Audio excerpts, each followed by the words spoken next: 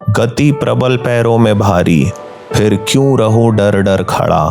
जब आज मेरे सामने है रास्ता इतना पड़ा, जब तक न मंजिल पा सकूं तब तक न मुझे विराम है, चलना हमारा काम है। शिव मंगल सिंह सुमन की ये पंक्तियां यूरोप में आस्था के खिलाफ लड़ते विज्ञान के लिए ठीक बैठती हैं। जियोर्डानो ब्रूनो इस लड़ाई में सबसे आगे खड़ा था।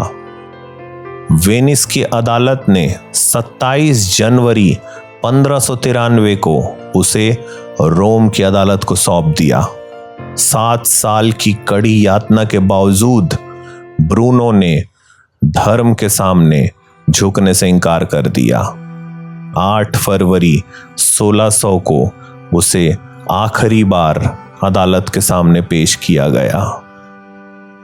ब्रूनो ने कहा, मैं गलत नहीं हूं जब मैंने कहा था कि मेरी फिलॉसफी आजाद ख्याल का समर्थन करती है, किसी अंधविश्वास का नहीं। मैं गलत नहीं था। मैं गलत तब था जब मैंने ये सोचा कि मैं ऐसी चर्च से इसका समर्थन करने कहूंगा जो कि खुद अंधविश्वास और हिंसा के बल पर खड़ी है।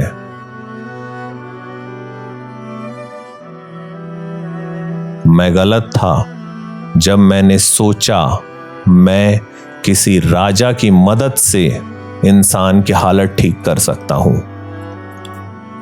मैंने बहुत कोशिश की, लेकिन ऐसा अपमान फ्रांस के हेनरी III को कहा, लेकिन सिर्फ खून।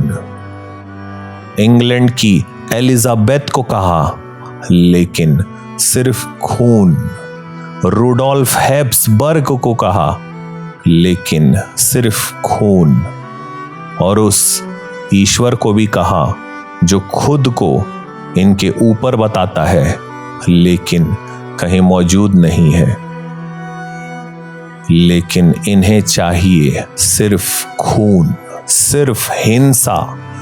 जो सत्ता का दुरुपयोग कर रहे हैं, उन्हें इस सत्ता का सही इस्तेमाल करने कहना। मैं यहां गलत था। तुम चाहते हो मैं कबूल करूं? मैं अपनी हार कबूल करता हूं। यूनिवर्स को नई नजर से देखने के लिए हमें नया नजरिया पैदा करना होगा। ब्रूनो के मुंह में पट्टा बांधकर उसे रोम के चौराहे पर ले जाया गया, जहां उसे सजा दी गई जिंदा जलाने की। विज्ञान का सच धर्म की हिंसा के आगे हाथ में जंजीर और खून रिश्ते मुंह से फटे कपड़ों में सीना तान के चल रहा था। ब्रूनो ने लुक्रेशियस की किताब पढ़ने के बाद से कहना शुरू कर दिया था कि न इस यूनिवर्स को बनाने वाला कोई है, न इस जीवन के बाद कोई दुनिया है। ये यूनिवर्स हमेशा से है, अंतहीन, इनफाइनाइट, और अर्थ उसकी बहुत सी प्लैनेट्स में से सिर्फ एक, और हम इसमें रहने वाले जीव। ये अर्थ सन के गिर्द चक्कर लगा रहा है और हमें ये पता भी नहीं। 1571 में जर्मनी में पैदा होने वाला योहानस केपलर जब 7 साल का था, उसकी मां ने उसे रात के काले आसमान में चमचमाता धूमकेतु कॉमेट दिखाया। इस नज़ारे ने छोटे से केपलर के नन्हे मन में एस्ट्रोनॉमी के प्रति रुचि पैदा कर दी। गरीब घर में जन्मा केपलर जब 17 साल का था, उसके बाप ने उसे और उसके परिवार को हमेशा के लिए छोड़ दिया। शायद इतिहास के पन्नों में कभी केपलर का नाम नहीं दर्ज हो पाता अगर उसके गांव के जमींदार ने उसे यूनिवर्सिटी पढ़ने ना भेजा होता। उसकी किस्मत बुलंद थी। यूनिवर्सिटी में उसके प्रोफेसर को कोपरनिकस की बातों पर यकीन था और उसने अपने प्रोफेसर के द्वारा पढ़ाए जाने के बाद ये पक्के तौर पर मान लिया था कि कोपरनिकस ने ठीक बातें लिखी हैं। अपनी यूनिवर्सिटी की पढ़ाई पूरी कर उसने सेमिनरी, एक धार्मिक स्कूल में मैथ्स पढ़ाना शुरू किया। बुदबुदाते हुए केपलर का बच्चे मजाक उड़ाते और अक्सर उसकी क्लासेस खाली होती। जरा सोचिए, वो बच्चे आज तक के हुए जबरदस्त वैज्ञानिकों में से एक की क्लासेस मिस कर रहे थे। इस नौकरी के दरमियान केपलर ने एस्ट्रोनॉमी पर एक किताब लिखी और एक कॉपी अपने वक्त के मशहूर एस्ट्रोनॉमर टीको ब्राहे को भेजी। टीको को केपलर की किताब पसंद आई और उसने केपलर को अपने प्राग के किले में आने का न्योता दिया। 1 साल तक केपलर और टीको ब्राहे एक साथ काम करते रहे और 1601 में बूढ़े टीको ने मरते वक्त केपलर को अपने सारे कैलकुलेशंस के नोट्स सौंप दिए। बचपन से आंख से कमजोर केपलर के हाथ खजाना लग गया था। बादशाह रुडोल्फ II ने 30 साल के केपलर को टीको की मौत के बाद रोमन एम्पायर का रॉयल शाही एस्ट्रोनॉमर बना दिया। हालांकि कभी कभी बादशाह उसे तनख्वाह देना भूल जाता, लेकिन धुन का पक्का केपलर टीको के नोट्स के सहारे यूनिवर्स की खोजबीन में लगा रहता। 1604 में उसके हाथ गैलीलियो की बुक द स्टारी मैसेंजर लगी और उसने इस पर 3 पेपर लिखे। पहले पेपर में केपलर ने बताया कि टेलीस्कोप कैसे काम करता है और बाकी 2 में उसने गैलीलियो की बातों का समर्थन किया। गैलीलियो ने उसे चिट्ठी लिख के धन्यवाद दिया कि तुम पहले और शायद अकेले हो जिसे मेरी बात पर यकीन है कि अर्थ सन के चक्कर लगाती है। केपलर के हाथ अब टीको के नोट्स के अलावा गैलीलियो की बुक भी थी। उसने एक थॉट एक्सपेरिमेंट करना शुरू किया। उसने इमेजिन किया कि वो मार्स पर खड़ा है और वहां से आसमान के तारों को देख रहा है। टीको के चार्ट्स और मेजरमेंट्स को ऐसे थॉट एक्सपेरिमेंट के साथ जब उसने मिलाकर देखा तो उसे प्लैनेट्स के सन के इर्द गिर्द सर्कुलर ऑर्बिट में घूमने पर शक हुआ। ग्रीक्स को लगता था कि एक सर्कल किसी भी चीज का परफेक्ट फॉर्म होता है, इसलिए उनके वक्त से यह मान्यता चली आ रही थी कि प्लैनेट्स का ऑर्बिट भी सर्कुलर है। केपलर ने इस मान्यता को परे रखा और अपने कैलकुलेशन से इस नतीजे पर पहुंचा कि अर्थ के साथ सभी प्लैनेट्स सन के इर्द गिर्द सर्कुलर गोलाकार ऑर्बिट में नहीं बल्कि हल्के से इलिप्टिकल अंडाकार ऑर्बिट में घूम रहे हैं और सन हमेशा इस ऑर्बिट के 2 में से एक नाभिक फोसाई में होता है। इस सिद्धांत को आज हम Kepler's law of planetary motion के नाम से जानते हैं।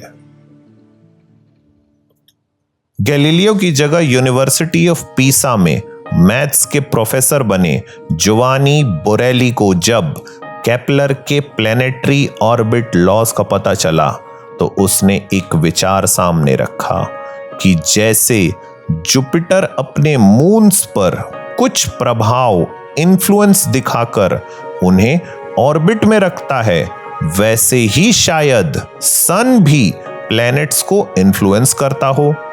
लेकिन ये इन्फ्लुएंस क्या है, ये कोई नहीं जानता। बोरेली के द्वारा सुझाए गए अज्ञात इन्फ्लुएंस, गैलीलियो के मोशंस पर विचार और केपलर के लॉज ऑफ प्लेनेटरी ऑर्बिट्स को मिलाकर एक बड़ी थ्योरी बनाने की जरूरत थी, और ये करने वाला बहुत जल्द इंग्लैंड में पैदा होने वाला था। जूलियन कैलेंडर के हिसाब से 1642 में क्रिसमस पर पैदा हुआ pre mature baby Isaac Newton इतना नन्हा था कि उसकी मां ने कहा ये तो बियर मग में आ जाएगा। वो वक्त उतल पुतल से भरा हुआ था। इंग्लैंड के राजा चार्ल्स द फर्स्ट का झगड़ा अपनी पार्लियामेंट से हुआ, जो बाद में सिविल वॉर में बदल गया। आइजैक न्यूटन के पिता ने, जिसका नाम भी आइजैक न्यूटन था, राजा की फौज से लड़ते हुए अपने बेटे के जन्म से 3 महीने पहले अपनी जान दे दी। आइजैक की मां हैना आइस्कॉफ पढ़ी लिखी थी और चाहती थी कि बेटा भी पढ़े। हैना ने 3 साल बाद दोबारा शादी कर ली और आइजैक को उसके दादा दादी के पास पढ़ने भेज दिया गया। 12 साल की उम्र में आइजैक को ग्रैंथम के ग्रामर स्कूल में विलियम क्लार्क नाम के केमिस्ट की देखरेख में पढ़ने भेजा गया। खेल खेल में क्लार्क ने उसे कुछ केमिकल्स मिक्स करना भी सिखा दिया। हालांकि स्कूल में उसे लैटिन अरिथमेटिक पढ़ाई जाती, लेकिन अक्सर आइजैक साइंस के सब्जेक्ट्स में फेल हो जाता और अकेला गुमसुम अलग थलग रहता। न्यूटन के अपने खुद के बारे में लिखे अकाउंट्स के हिसाब से स्कूल के एक बदमाश बच्चे ने उसे एक सीरियस स्टूडेंट में बदल दिया। दोनों की हाथापाई हुई। न्यूटन जीत गया, लेकिन वो बच्चा क्लास का सबसे इंटेलिजेंट माना जाता था, तो न्यूटन ने उसे पढ़ाई में हराने की ठानी और एक दिन कर दिखाया। अकेलेपन ने लेकिन कभी उसका साथ नहीं छोड़ा। यहाँ तक कि कैम्ब्रिज यूनिवर्सिटी में पढ़ते वक्त भी उसकी दोस्त किताबें थी। उसने इस दौरान लैटिन में लिखा एमिकस प्लेटो, एमिकस एरिस्टोटेलिस, माजिस एमिकस वेरिटास, यानी प्लेटो मेरा दोस्त है, एरिस्टोटल मेरा दोस्त है, लेकिन मेरा सबसे अच्छा दोस्त सच है। उस वक्त की साइंस की सबसे बड़ी प्रॉब्लम थी किसी चीज को तब नापना जब वो मोशन में हो, खास तौर पे तब जब रेट ऑफ मोशन बदलते रहें। किसी प्लेनेट के टाइम और पोजीशन को तब कैसे नापा जाए जब वो ऑर्बिट में मूव कर रहा है। न्यूटन ने गैलीलियो और केपलर को पढ़ा था और उसे पता था कि ऐसी मैथ्स की जरूरत है जो ये कर सके। कैम्ब्रिज यूनिवर्सिटी में पढ़ते वक्त आइजैक न्यूटन ने इस कमी को पूरा किया और इजाद किया कैलकुलस, यानी mathematics of continuously changing quantities, हमेशा बदलते रहने वाली मात्राओं, राशियों का गणित। 23 साल की उम्र में न्यूटन ने कैलकुलस ऐसे इजाद किया। स्टरब्रिज के मेले में उसने एस्ट्रोलॉजी की बुक खरीदी, जिसकी एक ड्राइंग उसे समझ नहीं आई, तो उसने इसे समझने के लिए ट्रिग्नोमेट्री की बुक खरीदी और ट्रिग्नोमेट्री की बुक को समझने के लिए यूक्लिड की ज्योमेट्री की बुक द एलिमेंट्स पढ़ना शुरू कर दिया और इन सब को आधार बनाया कैलकुलस का। 1665 में इंग्लैंड में प्लेग फैल गया। न्यूटन यूनिवर्सिटी से अपने घर वापस आ गया। ये साल न सिर्फ आइजैक न्यूटन बल्कि पूरी मानव जाति के लिए बेमिसाल साबित होने वाला था। रात में अक्सर घर के पीछे बागीचे से न्यूटन चांद को देखा करता। एक ख्याल आता अगर अर्थ और मून को किसी रस्सी ने नहीं बांध के रखा है तो आखिर क्या चीज है जो मून को उसके ऑर्बिट से जुड़ी हुई है? चांदनी रात का ये ख्याल दिन में भी उसका पीछा करता, और एक दिन जब आइजैक न्यूटन ने एप्पल को पेड़ से गिरते देखा तो उसके मन में विचारों का तूफान उठ खड़ा हुआ। न्यूटन जानता था एक ताकत, फोर्स एप्पल को जमीन की तरफ खींचती है। ग्रीक्स इसे ग्रेविटी कहते थे। उसने मैथ्स की मदद से एप्पल के जमीन पर गिरने और आसमान में मून के बीच जोड़ बिठाना शुरू किया।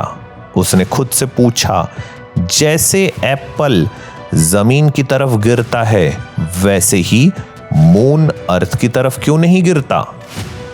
एप्पल अर्थ के सेंटर से 6400 किलोमीटर दूर है और मून अर्थ से 3,84,000 किलोमीटर दूर। उसके इस आइडिया ने फिर नई राह बनाई और उसने ग्रेविटी को मून के ऑर्बिट तक एक्सटेंड किया, और अब जो होने वाला था वो हमेशा हमेशा के लिए इंसानियत को बदल देता। आइजैक न्यूटन ने लैटिन भाषा में लॉ ऑफ यूनिवर्सल ग्रेविटेशन दुनिया के सामने रखा। मैं इसे हिंदी में आपके सामने रखता हूँ। न्यूटन ने कहा, ग्रेविटी एक आकर्षित करने वाली शक्ति है, अट्रैक्टिव फोर्स। जितना ज्यादा किसी ऑब्जेक्ट का मास होगा उतनी ज्यादा ताकत से वो दूसरे ऑब्जेक्ट को अपनी ओर खींचेगा। ये ग्रेविटी दूरी बढ़ने के साथ कमजोर पड़ जाती है, उस दूरी के स्क्वायर जितनी। यानी अगर दूरी दुगनी तो ग्रेविटी 1/4 1/4 ही रह जाती है। ये लॉ ऑफ यूनिवर्सल ग्रेविटेशन आप पर, मुझ पर, अर्थ पर, मून पर, यूनिवर्स में हर जगह अप्लाई होता है। न्यूटन के वक्त हर कोई ये मानता था कि नेचर के लॉज आसमान और जमीन के लिए अलग अलग हैं। न्यूटन ने पहली बार पूरे यूनिवर्स को एक लॉ में बांधा, लेकिन अपने अकेलेपन की आदत पर वापस लौटते हुए न्यूटन ने इसे पब्लिश नहीं किया। अभी दुनिया को अंदाजा नहीं था आइजैक न्यूटन कौन है और उसने क्या कर दिया है। ग्रेविटी का लॉ, कैलकुलस की नींव, ये उपलब्धि सिर्फ 23 साल की उम्र तक। लेकिन आइजैक न्यूटन अभी रुका नहीं था। वो प्रोफेसर की नौकरी पर कैम्ब्रिज यूनिवर्सिटी वापस लौटा। घंटों बिना खाए पिए उसका वक्त अकेले कमरे में बीतता। उसके दिमाग ने लाइट, प्रकाश की स्टडी करने ठान रखी थी। कुछ सवाल उसके मन में कौंध रहे थे। लाइट किससे बनी है? लाइट ट्रेवल कैसे करती है? और ये कलर्स क्या हैं?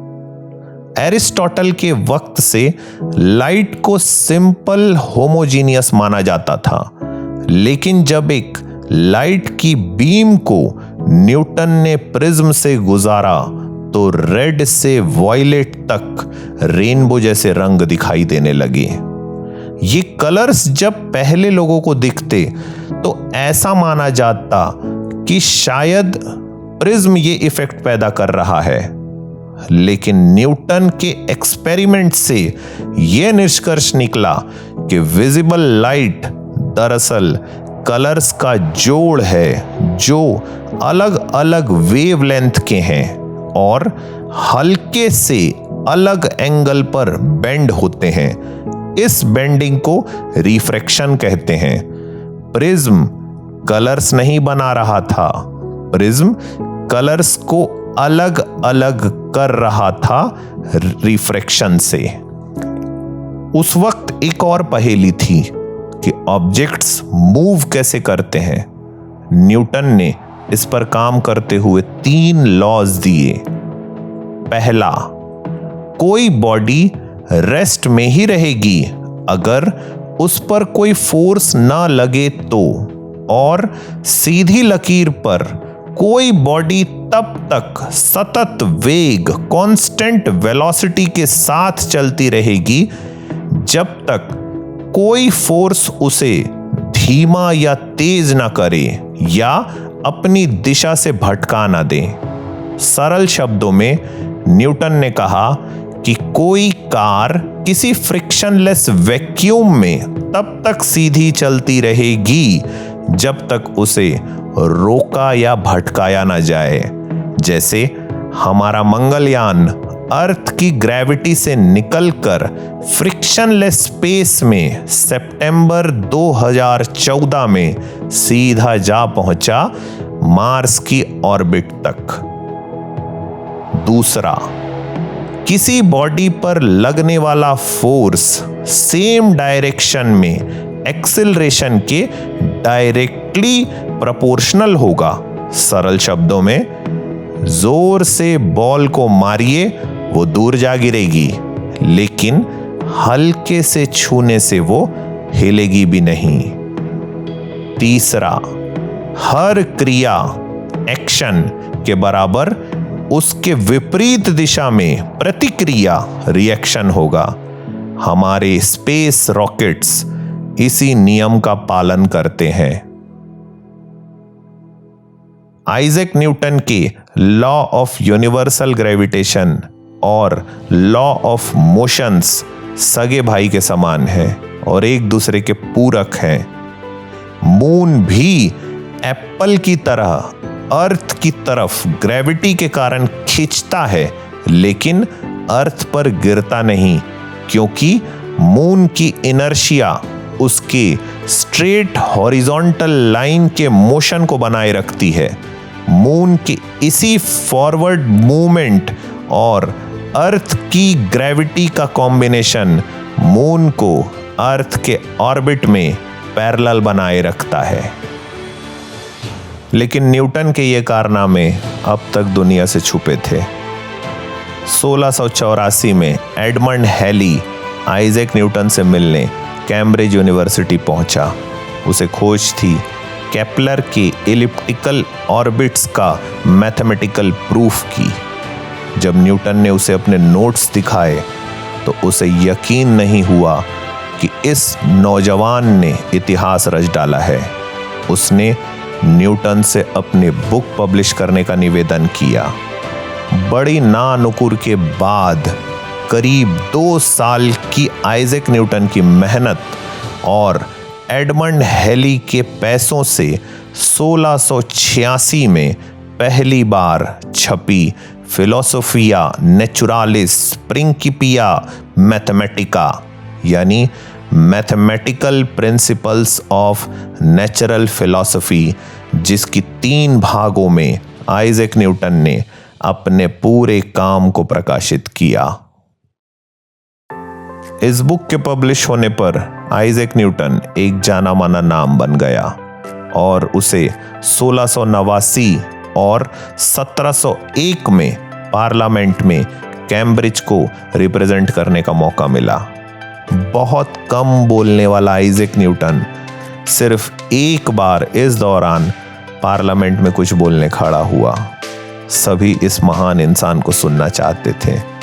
न्यूटन ने सिर्फ इतना कहा, सामने की खिड़की बंद कर दीजिए, तेज हवा आ रही है। 1699 में आइजैक न्यूटन और गॉटफ्रीड लाइबनिट्ज के बीच ये बहस चल पड़ी कि कैलकुलस किसने ईजाद किया है। लाइबनिट्ज ने अपना वर्क पहले पब्लिश किया था और न्यूटन के सपोर्टर्स उस पर न्यूटन के आइडिया चोरी का इल्जाम लगाने लगे। दरअसल दोनों कैलकुलस के आइडिया पर स्वतंत्र रूप से काम कर रहे थे। न्यूटन ने 23 साल की उम्र में कैलकुलस ईजाद कर लिया, लेकिन पब्लिश नहीं किया था, लेकिन आज हम सरलता की वजह से लाइबनिट्ज के कैलकुलस नोटेशंस को ही इस्तेमाल करते हैं। 1705 में क्वीन एन ने आइजैक न्यूटन को सर की उपाधि से सम्मानित किया। इस उपाधि से सम्मानित होने वाला वो पहला अंग्रेज साइंटिस्ट था। कोपरनिकस और गैलीलियो की सच बोलने की ताकत और जियोर्डानो ब्रूनो की सच के साथ खड़े होने की हिम्मत ने आस्था को विज्ञान के आगे घुटने टेकने पर मजबूर कर दिया था। अब साइंटिस्ट को सम्मानित किया जा रहा था, लेकिन मान अपमान से आगे बढ़कर ये कहानी इंसानी दिमाग की नई नई खोजों की है। इस कड़ी में आगे कौन सी खोजें जुड़ती चली गई, जानने के लिए देखते रहिए। अभी बहुत कुछ बाकी है विज्ञान कथा में।